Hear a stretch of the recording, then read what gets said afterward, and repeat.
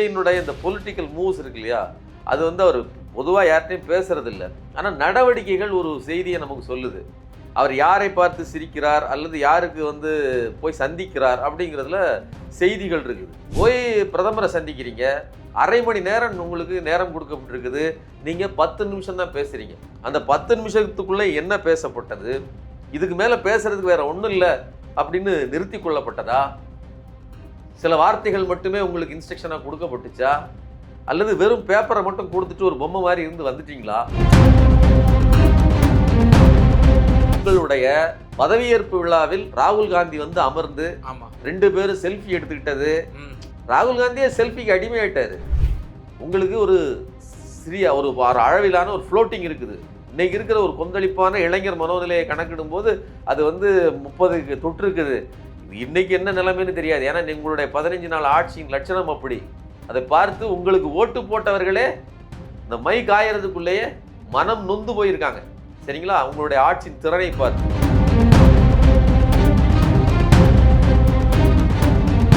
ராகுல் காந்தி மற்ற தலைவர்கள், பழைய தலைவர்களுக்காவது இந்த இன்ஸ்டாகிராம் ஃபெமிலியரிட்டி, இந்த மாதிரியான முகத்தை காட்டி, இந்த சினிமா நடிகர்களோடு சேர்ந்து முகத்தை காட்டிக் கொள்வது, தன்னை பிரபல்யப்படுத்திக் கொள்வதில் ஆர்வம், இதெல்லாம் வந்து ராகுல் காந்திக்கு அதிகம். ஏன்னா அவரே ஒரு இன்ஸ்டா ரீல் பிரபலமாக தான் திகழ்ந்துட்டு இருக்கிறாரு. விஜய்க்கு ஒரு வார்னிங் கொடுக்கப்பட்டிருக்கிறது. அது வந்து வார்த்தைகளால் மட்டுமல்ல, செயல்களாலே. நான் சொன்னேன் இல்லையா, அமித்ஷா சந்திக்காதது என்பதே ஒரு சமிக்கை தான். அப்போ அதையே நீங்கள் ரிப்ளை பண்ணுறீங்க அப்படிங்கிறது தான் இதில் இருக்குது.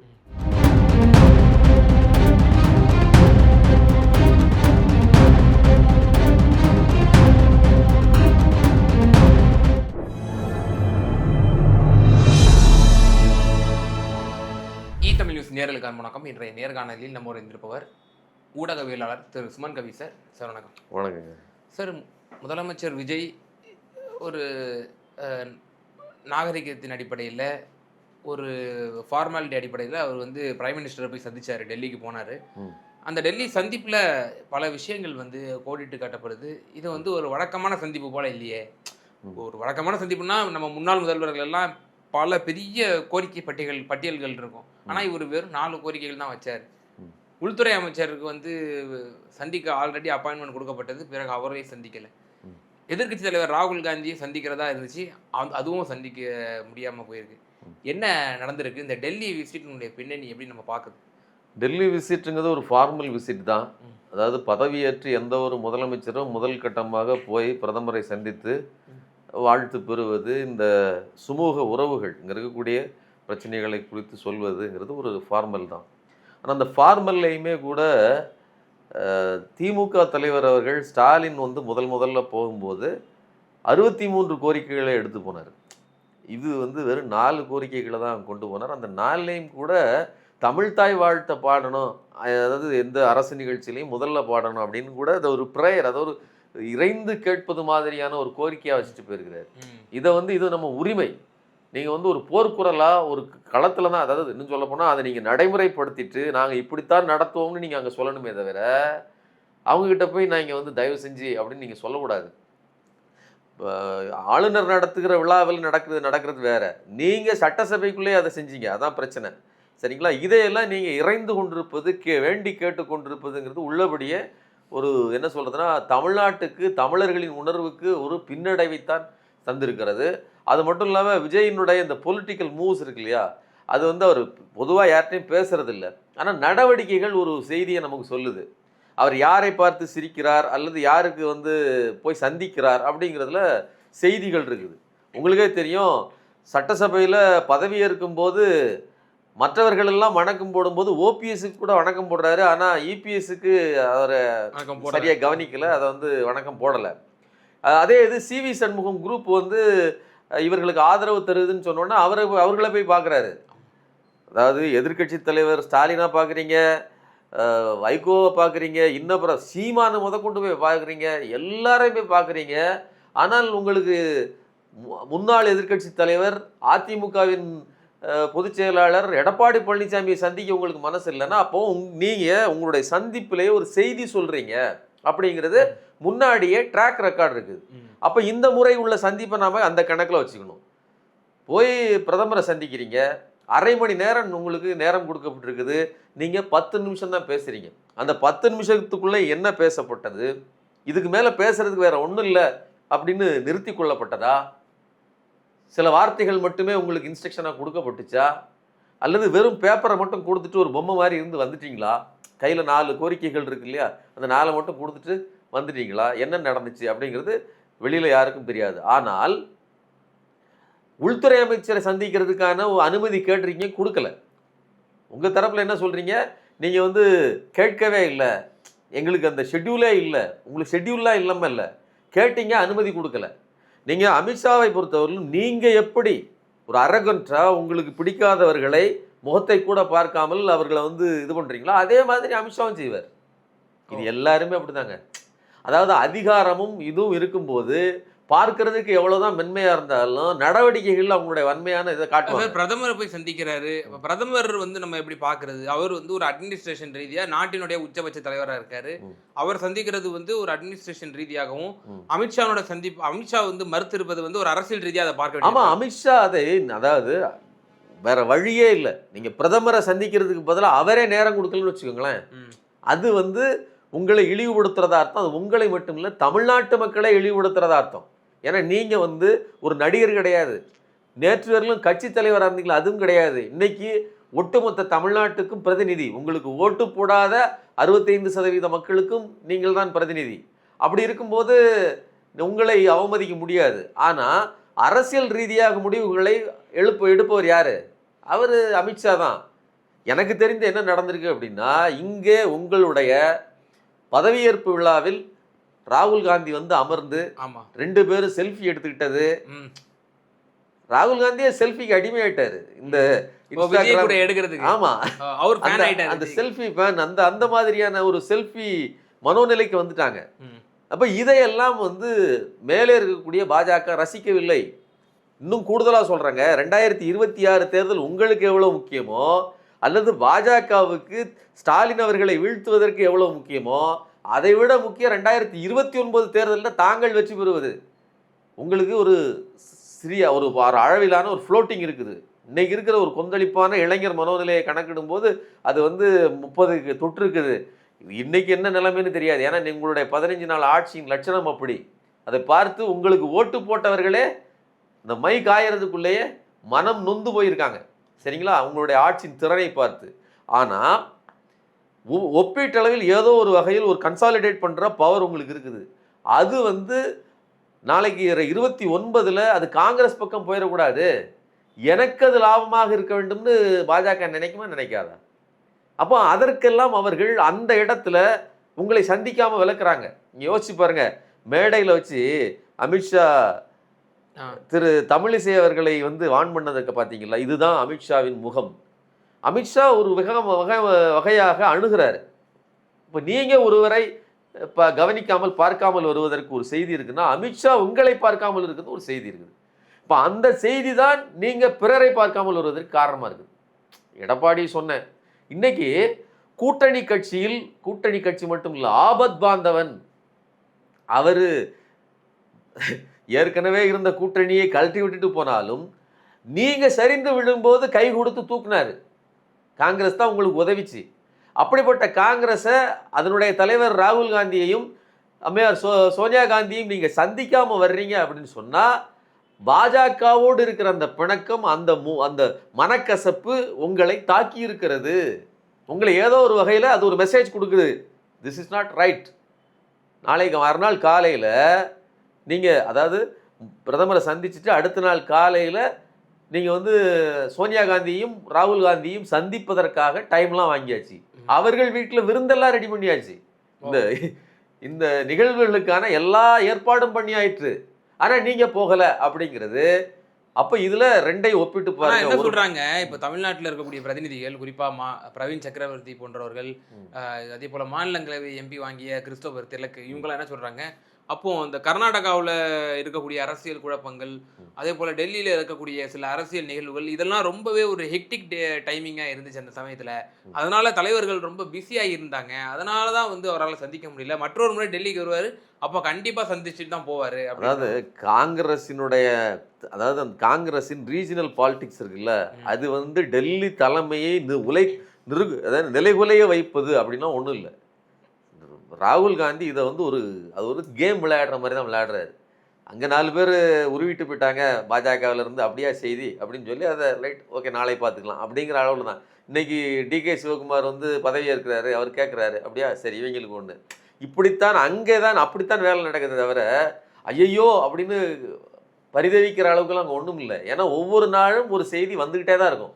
பெரும்பாலும் அது துக்க செய்தியாக இருக்கும், சில நேரங்களில் அது ஒரு ஆறுதலான செய்தியாக இருக்கும். மற்றபடி இந்த குழப்பங்கள்லாம் அவங்கள ஒன்றும் செஞ்சிட போகிறதில்ல. இன்னும் கூடுதலாக விஜய்ங்கிறவரை நாம் சொல்லலைங்க, கேசி வேணுகோபால் மற்றும் சோடேங்கர் எல்லோருமே நினைப்பது என்ன, அவர் வந்து வெறுமனே தமிழ்நாட்டுக்கு நன்மை செய்பவர் மட்டுமல்ல, அவரோட கூட்டணியில் இருக்கிறதுனால நமக்கு கேரளாவிலும் சீட்டுகள் ஜெயிப்பதற்கு எளிமையாக இருக்கும், மற்ற மாநிலங்களிலும் இம்பாக்ட் இருக்கும். நீங்கள் ஒன்றும் வேண்டாங்க, தமிழ்நாடு விஜய் இல்லாம தானே சார் இப்போ கேரளாவில் ஆட்சியை பிடிச்சிருக்காங்க. இன்னைக்கு இருக்கிற சினாரியோ வேற. அங்க 10 வருடங்கள் ஆண்ட சிபிஎம் மேல ஒரு ஆன்டி இன்கம்பன்சி, 5 வருஷத்திலேயே ஆன்டி இன்கம்பன்சி, 10 வருஷம் அது என்னன்னு பாருங்க. அப்போ சிபிஎம் நடவடிக்கைகளுக்கு தப்பா இருந்ததுனால அது வரல. 10 வருஷம் ஆண்டுட்டீங்கன்னா ஒரு போர் அடிக்குது. மக்களுடைய பொது உழவியல் அது மட்டும் இல்ல, ஒன்றன் மேல் ஒன்றாக பிரச்சனைகள் அடுக்கப்படும்.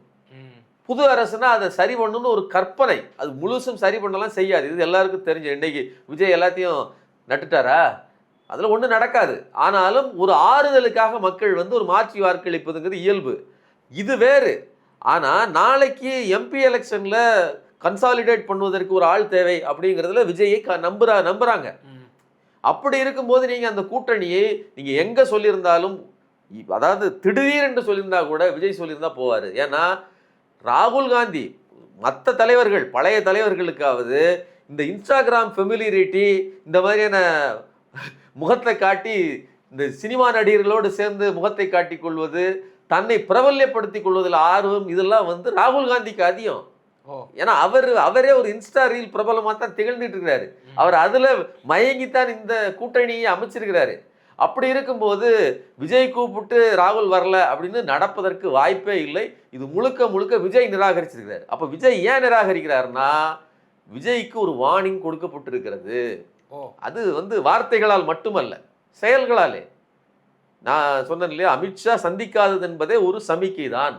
அப்போ அதையே நீங்கள் ரிப்ளை பண்ணுறீங்க அப்படிங்கிறது தான் இதில் இருக்குது சார். அப்போ பாஜகவினுடைய அழுத்தத்திற்கு அவர் வந்து அடிபணிந்திருக்கிறார். அவரால் வந்து அதை எதிர்த்து காங்கிரஸ் தலைவர்களை சந்திக்க முடியவில்லை அப்படிங்கிறது தான் உங்களோட பேச்சினுடைய சாராம்சமாக இருக்குது. அப்போ இப்படியே ஆரம்பத்திலேயே இப்படி இருக்குன்னு அப்படின்னா, இனி அடுத்து வரக்கூடிய தேர்தல்களில் பாஜகவுக்கு எதிராக பிரச்சாரங்களை முன்னெடுக்கணும், அவங்க கொண்டு வரக்கூடிய சட்டங்களுக்கு எதிராக ஒரு ஃபைட் பண்ணணும், மத்திய மாநில அரசுகளோட உறவுகளில் வந்து இங்கே இன்னும் மேலும் வந்து வலுப்படுத்தணும். இவ்வளோ பல டிஃபிகல்ட்டிஸ் இருக்குது.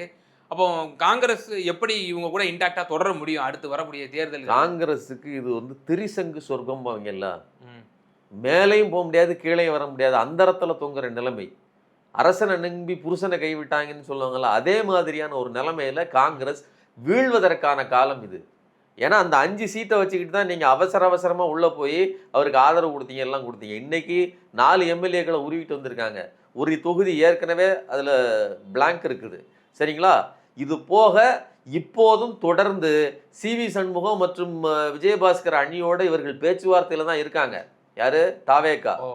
நீங்கள் எக்ஸாக்டாக பார்த்தீங்கன்னா அந்த பக்கம் லீமா ரோஸ் இருந்து வேலை செய்கிறார், இந்த பக்கம் ஆதவர்ஜினா இருந்து வேலை செய்கிறார். இந்த லாட்ரி குடும்பம் இறங்கி நின்று வேலை செய்யுது. நீங்கள் இந்த கோயில் கால இடத்துல சந்தில் இளநீ கட்டி விடுவாங்க இல்லையா, இந்த சைடு கட்டி விடுற வேலையை லீமா ரோஸ் செய்கிறார், அந்த பக்கம் சந்திலிருந்து இழுக்கிற வேலையை நம்ம ஆதவர்ஜினா செய்கிறார். நடக்கிறது இந்த டிரான்ஸ்ஃபார்மேஷன் தான். அந்த பக்கம் அதிமுகவிலிருந்து குறுக்கு சந்தில் எம்எல்ஏக்களை இழுக்கிற வேலையைத்தான் இவர்கள் செய்கிறார்கள். இது செஞ்சு முடிச்சுட்டாங்க அப்படின்னா இந்த 5 பேரும் தேவை கிடையாது.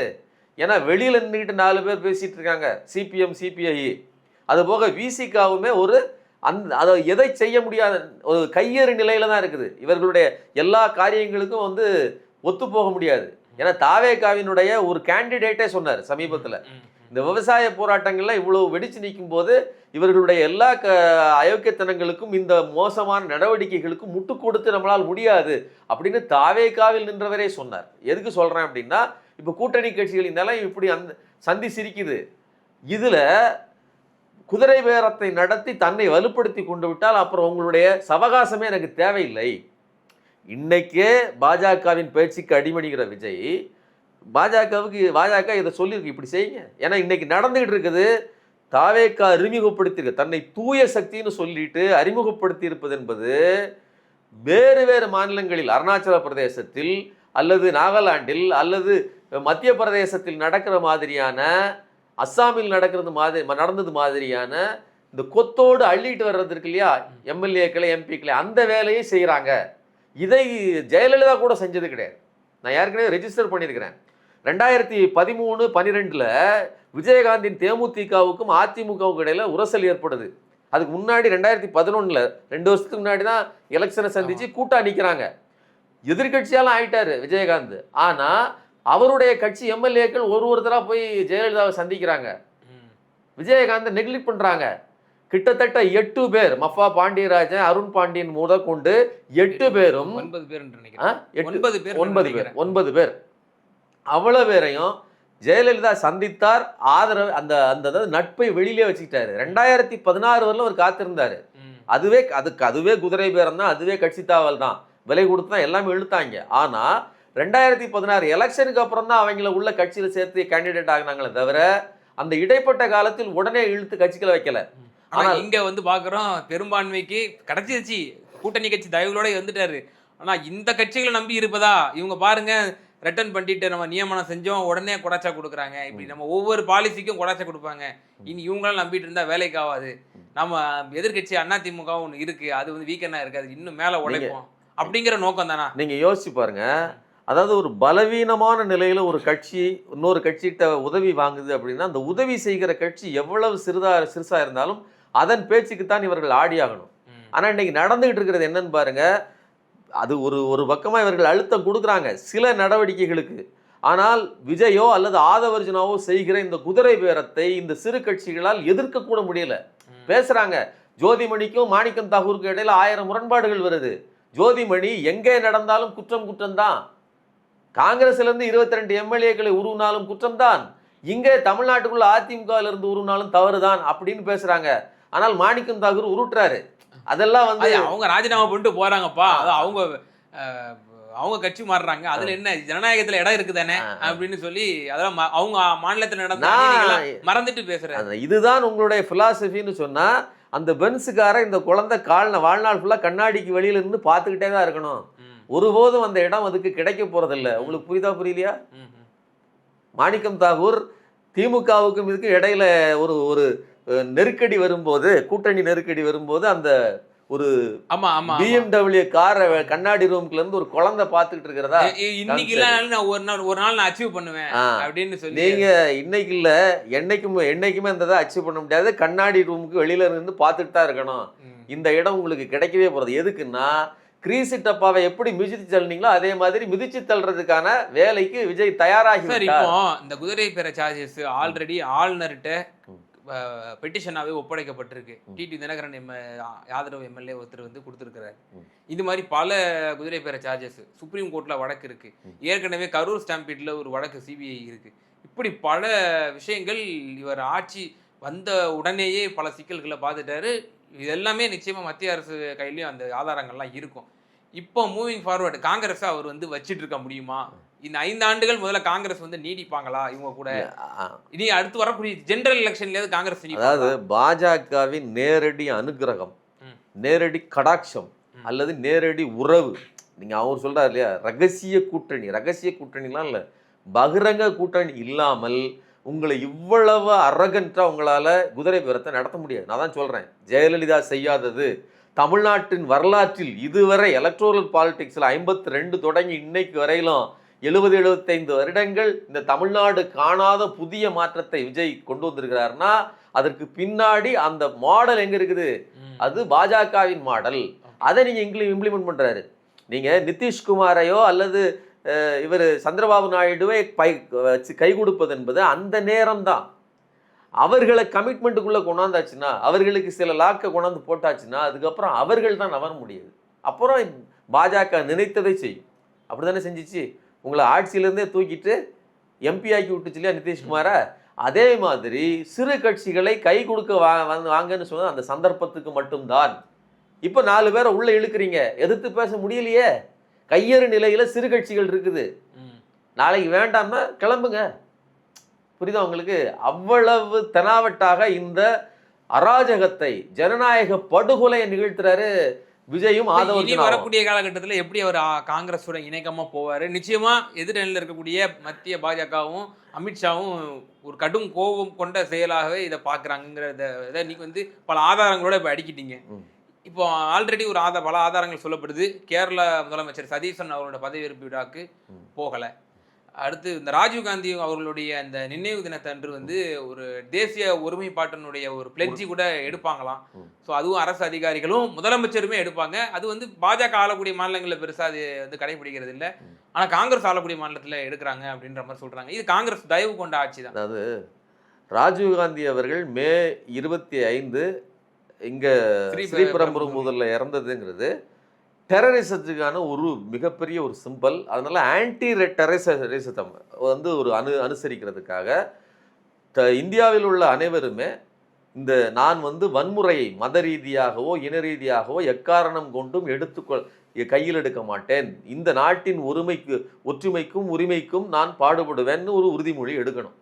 இது வந்து தேசிய ஒருமைப்பாட்டு உறுதிமொழி. இந்த உறுதிமொழி எடுப்பதன் நோக்கம்ங்கிறது இந்த ஆன்டி டெரரிசம் அதற்கு எதிரானது. ஆனால் அந்த வரிகளெல்லாம் பார்த்தீங்கன்னா பாஜகவால் செய்ய முடியாது. ஏன்னா மத ரீதியாகவோ இன ரீதியாகவோ துவேஷத்தை தூண்ட மாட்டேன், வன்முறையை கையில் எடுக்க மாட்டேன் அப்படின்னு பாஜக எப்படி சொல்ல முடியும்? அதனால் அது அடிப்படையிலே அவர்களுக்கு முரணானது. ஆனால் இங்கே அமைந்திருக்கிற காங்கிரஸ் அரசுங்கிறது காங்கிரஸ் கூட்டணி அரசு. நீங்கள் திமுக இருக்கும்போது அது இயல்பாக நடந்து கொண்டிருக்குது. அது கேள்வியை கேட்க வேண்டியதில்லை, அது இயல்பாக நடக்குது. முதல்வர் அவர்கள் கடந்த முந்தைய ஆட்சியில் அது இயல்பாக நடந்துச்சு. ஆனால் இந்த முறை அப்படி நடக்கலை, அவர் செய்யலை. இன்னும் கூடுதலாக சொல்கிறேன், ராகுல் காந்தியையும் சோனியா காந்தியும் வந்து போய் சந்திச்சுட்டு, அதாவது மோடியை சந்திச்சா, டெல்லியில் மோடியை சந்திச்சா அடுத்த கணமே ராகுல் காந்தியும் சோனியா காந்தியும் சந்தித்து வருவது, மல்லிகார்ஜுன கார்கேயை சந்தித்து வருவதுங்கிறத ஒரு பழக்கமாக வைத்திருந்தார் முன்னாள் முதலமைச்சர் ஸ்டாலின். என்ன காரணம்னா, இங்கதான் நீங்களே பேசிட்டு இருந்தீங்களா, யாரு விஜய் முதற்கொண்டு கள்ள கூட்டணியில் பாஜக மறைமுக டீலிங்ல இருக்காங்கன்னு சொன்னீங்க. அதை உடைக்கிற விதமா அவர் உடைச்சாரு. கட்ஸோட ஒரு பக்கம் போய் அங்கோடி இவங்க கை கொடுத்தாரா? அரசியல் ரீதியான உறவு, அதாவது ஆட்சி ரீதியான உறவு, நிர்வாக ரீதியான உறவு, இது அரசியல் உறுதியா இருக்கும். அதை காமிச்சிட்டு வந்தாரு. உங்களுக்கு அந்த திராணி இல்லையே. அப்ப உண்மையிலேயே மறைமுக கூட்டணியில் அல்லது பகிரங்கமாக பாஜகவுக்கு ஆதரவு நிலையும் காங்கிரஸுக்கு ஒரு என்ன சொல்றதுன்னா ஒரு மாற்றாந்தாய் மனப்பான்மையினுடைய அணுகிறது யார்? அப்போ நீங்க அச்சத்தின் வெளிப்பாடு தானே, தொடை நடுங்கின்னு தானங்க நான் சொல்லணும். ஒரு விஷயத்தை பார்த்த உடனே சிறு மிரட்டலுக்கும் அஞ்சு நடங்குகிற ஒருத்தரை என்னன்னு சொல்றது? அப்போ தமிழ்நாட்டின் உரிமைகளை கேட்கறதுல எப்படி வேண்டி இறைஞ்சி இந்த பாட்டை நாங்கள் பாடிக்கிட்டு கேட்டீங்களோ, அதே மாதிரி உங்களுடைய சுய கூட்டணியை கூட திராணியோடு சொல்லி வெளிப்படுத்துவதற்கு முடியாம தான் நீங்க திரும்பி வந்திருக்கீங்கன்னு பார்க்க வேண்டியிருக்கு. நிச்சயமா சார், பல்வேறு விவகாரங்களை எங்கள் நேர்களுக்கு ரொம்ப தெளிவாக உங்களோட கருத்துக்களை பகிர்ந்தீங்க. மிகுந்த நன்றி. நன்றி.